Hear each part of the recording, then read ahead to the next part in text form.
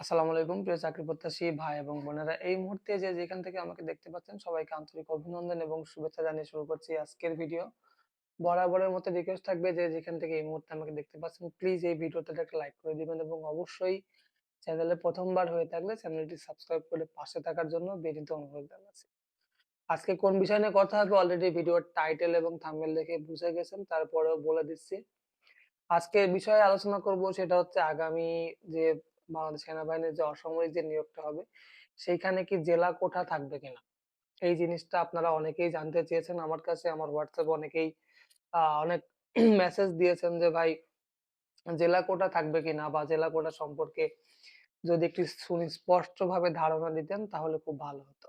তো তারই ধারাবাহিকতায় আমি আজকে খুব ছোট্ট করে ভিডিওটা বানানোর চেষ্টা করব। আপনারা চেষ্টা করবেন যে পুরো ভিডিওটা দেখার জন্য। তাহলে বুঝতে পারবেন যে আগামী ২০২৬ সালে যে নিয়োগটা আসতে চলেছে সেইখানে কি আদৌ জেলা কোটা থাকবে কিনা? আর যদি জেলা কোটা থাকে তাহলে কি আপনাদের জন্য লাভ হবে নাকি ক্ষতি হবে? তো যাই হোক, চলুন শুরু করি আজকের মূল ভিডিও। তবে আপনাদেরকে রিকোয়েস্টটা করব যে আমার ভিডিওটা যদি আপনি ১ সেকেন্ডও টেনে দেখেন তাহলে আগামাথা কিছুই বুঝতে পারবেন না। আমি আমার প্রত্যেকটা ভিডিও কিন্তু একটা ক্লাসের মতো বানিয়ে থাকি।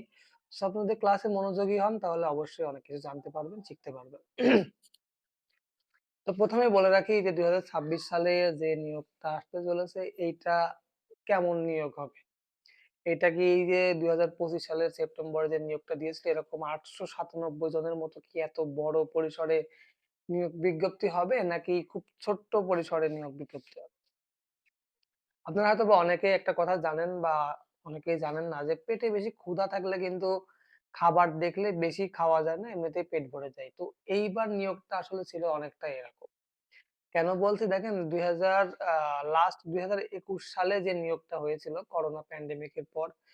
সো সরি ২১ না ২৩ সালে। ২০২৩ সালে যে নিয়োগ বিজ্ঞপ্তিটা হয়েছিল সেইখানে আমরা দেখেছিলাম যে সচরাচর যে ধরনের লোক নিয়োগ করা হতো তার থেকে কিছু সংখ্যক কম কিন্তু লোক জনবল নিয়োগ করা হয়।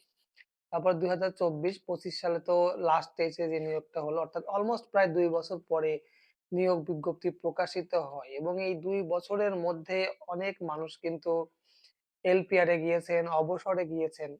একটা কর্মচারী যখন তার পেনশনে যায় অর্থাৎ তার চাকরি শেষ করার পরে ১ বছর এলপিআর থাকে।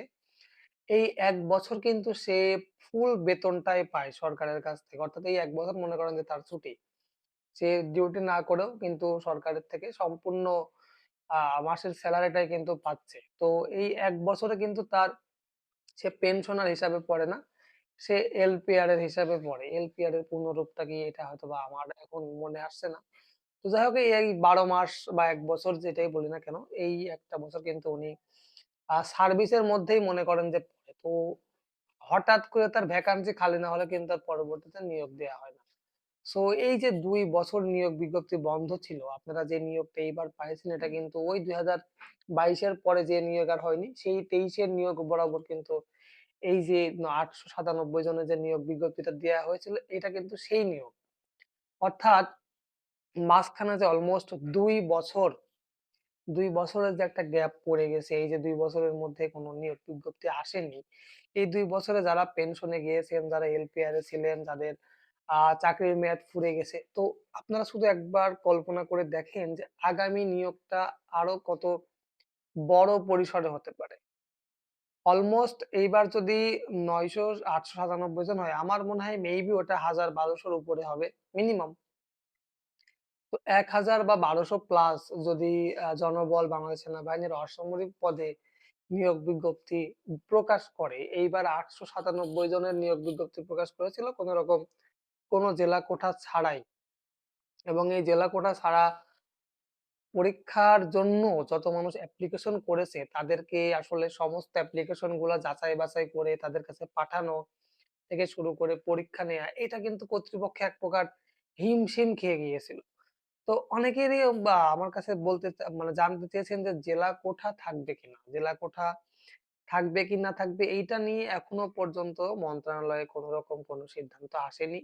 যতটুকু আমি টুকটাক খোঁজ খবর নিয়েছি। তবে একটা কথা আমি আপনাদেরকে খুব ছোট্ট করে বলতে চাই যে যা রটে তার কিছু তো কিন্তু ঘটে। তো আমি যেই কথাটা বলতে চাচ্ছি যে গতবার যে নিয়োগ বিজ্ঞপ্তিটা হয়েছিল জেলা কোটা বাদে। তো সেইখানে আমরা যেটা পর্যবেক্ষণ করে দেখলাম যে একটা পদের জন্য হিউজ পরিমাণ জনবল অ্যাপ্লিকেশন করে এবং পরীক্ষায় এসে একটা হট্টগোল সিস্টেম হয়। তো এই যে একটা ঝামেলার ব্যাপার, একটা পদের জন্য সারা বাংলাদেশ থেকে মিনিমাম ৩০০, ৪০০, ৫০০ মানুষজন অ্যাপ্লিকেশন করে। এইটা কিন্তু খুবই, যারা পরীক্ষা নেয় তাদের জন্য খুবই বিব্রতকর এবং যারা পরীক্ষা দিতে আসে সেই সমস্ত ক্যান্ডিডেটের জন্য কিন্তু খুবই বিব্রতকর অবস্থায় হয়ে দাঁড়ায়। তো আমি যতটুকু খোঁজখবর নিয়েছি বা আমি যতটুকু সোর্স এর মাধ্যমে জানতে পেরেছি যে আগামী যে ২০২৬ সালের যে নিয়োগটা হবে সেইখানে 85% জেলা কোটা আসার সম্ভাবনা আসলে আছে আরকি। আপনারা অনেকেই জেলা কোঠা চান যে জেলা কোঠা থাকলে কি সুবিধা হয়? জেলা কোঠা থাকলে ১ম এ যে সুবিধা হয় সেখানে হচ্ছে আপনার নির্ধারিত একটা জেলায় কিন্তু একটা পদ থাকে। এখন বাংলাদেশ সেনাবাহিনীতে অসামরিক পদে হোক, সামরিক পদে হোক, অর্থাৎ যেকোনো একটা সরকারি চাকরি কিন্তু একটা বেকার যুবকের কাছে অনেক কিছু। হ্যাঁ, একটা সরকারি চাকরি হইলেই হলো। সেটা যেকোনো পদে যেকোনো জায়গায় হইলেই হলো। সো একটা ট্রেডে অর্থাৎ একটা পদে একটা জেলার জন্য যদি অ্যাপ্লিকেশন ছাড়া হয় বা নিয়োগ বিজ্ঞপ্তিটা প্রকাশ করা হয়, সেখানে দেখা যাবে যে একটা জেলা থেকে বেশিরভাগ সর্বোচ্চ বেশি হলো ১০০ মানুষ অ্যাপ্লিকেশন করতে পারে। তো এইখানে কম্পিটিশনটা কিন্তু ওই জেলা কোঠার চাইতে যে এইবার যে নিয়োগটা হয়েছে একদম মানে যে অগোছালোভাবে সবাই আবেদন করেছে। এইরকম নিয়োগের থেকে কিন্তু জেলা কোটা নিয়োগে কম্পিটিশন একটু কম থাকে। সেখানে মেধার ভিত্তিতে অনেক সময় চাকরি বেশি হয়।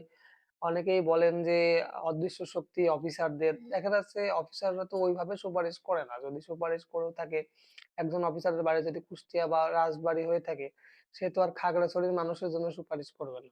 হ্যাঁ? তো এই দিকটা কিন্তু একটা সুবিধা আছে। এইজন্যই বলছি যে যারা এবার পরীক্ষায় অংশগ্রহণ করেছিলেন, চাকরি হয়নি, অল্পের জন্য আপনারা ফিরে এসেছেন। অপেক্ষা করেন। সামনের বছর জাস্ট ধামাকা হবে। এবং সামনের বছর যে প্রশ্ন হবে, সেই প্রশ্ন obviously এইবারের থেকে কঠিন হবে। বাট জেলা কোটা থাকলে কঠিন পরীক্ষা হইলেও ওইখানে একটা কম্পিটিশন একটু কম থাকে। ওইখানে একটু সুযোগ সুবিধা আপনি পাবেন।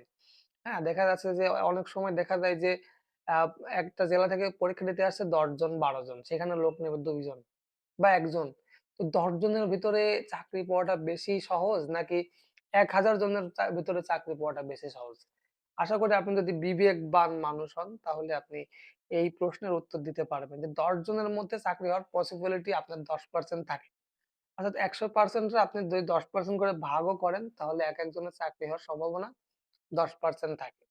অথচ যদি একই পদে ১০০ জন পরীক্ষার্থী হয় তাহলে চাকরি হওয়ার সম্ভাবনা মাত্র ১% এবং বাকি ৯৯% কে কিন্তু চাকরি হওয়ার সম্ভাবনা নেই। তো সেইখান থেকে আমি মনে করি যে জেলা কোটা যদি আসে আপনাদের জন্য সবথেকে বেশি লাভবান হবেন আপনারাই। এবং এইখানে যদিও প্রশ্নপত্র একটু কঠিন হতে পারে, তবে আমি মনে করি যে এখনকার মানুষ খুব একটা অশিক্ষিত নেই। এইবার যেরকম খুব সহজ প্রশ্ন হয়েছিল, অনেক জায়গায় খুবই সহজ প্রশ্ন হয়েছে। আলু, পটল ইত্যাদি শুক্রবার, শনিবার এই সমস্ত নাম-ধাম লিখতে বলছে। তবে জেলা কোটা হইলে প্রশ্নপত্র একটু কঠিন হতে পারে।